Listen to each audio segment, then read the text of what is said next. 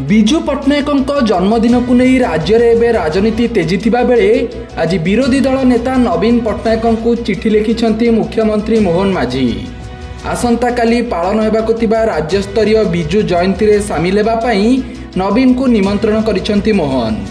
मार्च 5 तारिख संध्या 7टारे भुवनेश्वर जयदेव भवन रे आयोजित कार्यक्रम रे विशिष्ट अतिथि भावे सामिल हेबाकु नवीन को मुख्यमंत्री निमंत्रण करिछंती।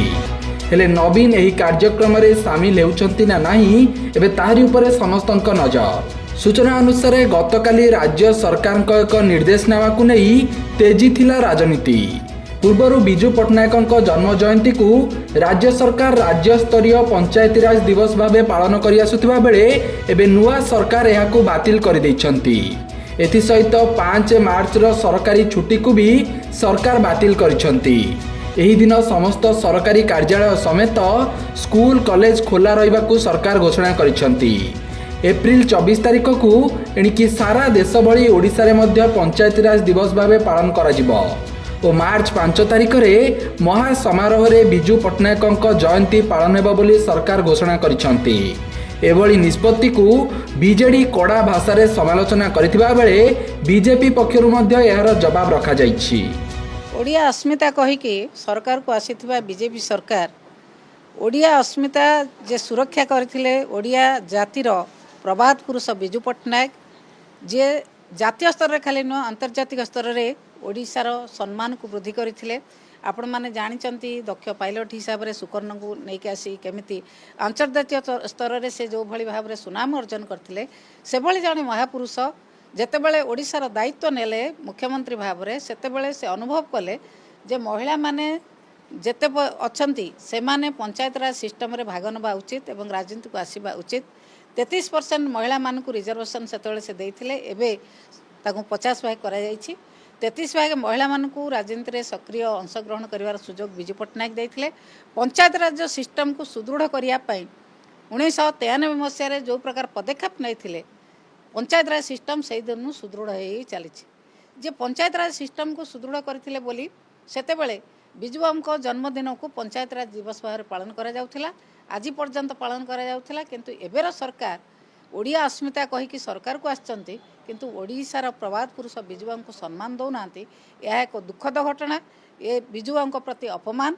विजु बाबू को लोक भल पाउचंती। विजु बाबू ना को से माने डरुचंती। विजु बाबू को जेते साधारण ओडिया लोक भल पाती तेणु से विजु बाबू ना रे कोनोसी कथा न रहू से कथा बीजेपी सरकार तांकर चक्रांत करचंती एवं विजु बाबू को सम्मान दबारे जो अवहेला करचंती साधारण लोक निश्चित भाव तार जवाब देबे। विजु बाबू ओडिशार जने बरपुत्र थिले एथिरे काहारी संदेह अछि। एथिरे पक्ष प्रतिपक्ष नुह।